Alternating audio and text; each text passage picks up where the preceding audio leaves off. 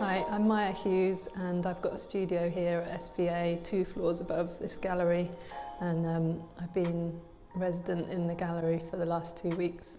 The residency has been a really good chance to experiment with a few pieces that are in progress, so it's all work in progress in the gallery at the moment.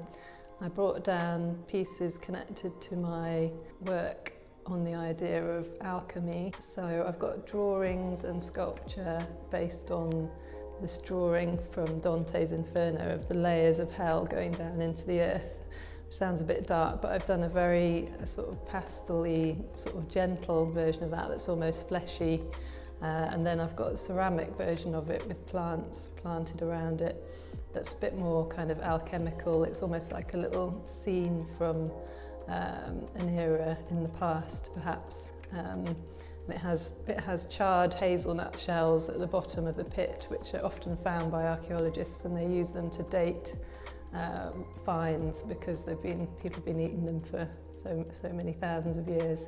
So I sort of choose materials for kind of different reasons, and that's something I read in an archaeological report, so then had to go and get hazelnuts.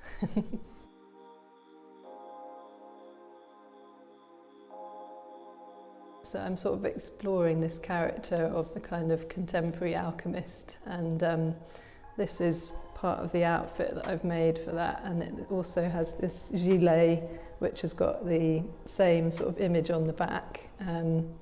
Yeah, so the idea of a contemporary alchemist is kind of appealing to me because it's sort of the idea of looking at strange hierarchies of value in materials. And because alchemists had lots of beliefs about trying to turn metals into gold, but I sort of see the alchemist now as someone who could try and work out how we value materials in a kind of troubled world in terms of resources and all sorts of strange ways that we extract things from the earth. So I think it's a good time to re-examine how we use materials and what they mean and how we value them. Having the residency has been a chance to explore that idea a bit further through sculptural artworks and working with an artist called Brenda Waite, who's a performer, and she's really good at movement and sort of working with objects and getting people to focus on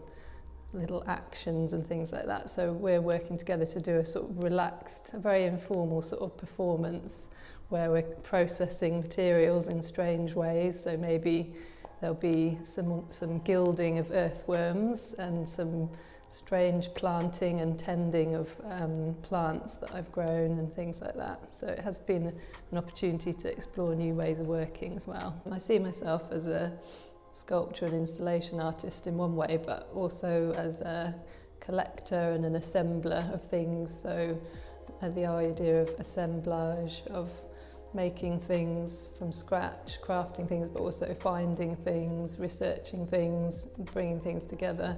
And having this residency has been a chance to bring things that are half finished into the room, to sort of glaze things that were not glazed, to bring together pieces that were not quite finished and add things to them. And then I've also kind of ordered materials for one thing.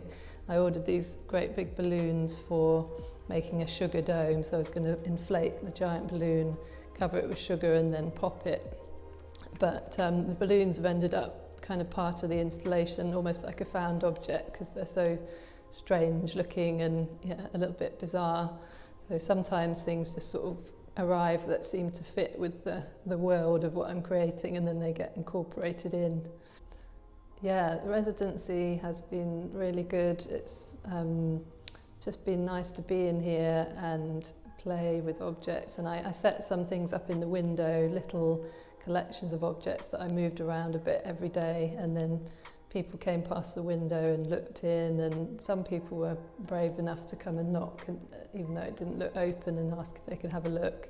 Some people just looked in the window and sort of tried to work out what things were, because there's plants, ceramics, there's some pickled ferns, there's kind of quite curious objects in there. So that was really nice interaction for me that sort of helped me to think of ideas and see what things people were interested in as well. And I had some good conversations with people that that did come in talking about, so I was reading this book on primeval landscapes, and I was talking to people about that in connection with the piece and showing them the ferns and the other specimens. So I definitely wouldn't have been able to do that in my studio, so that was good. Yeah.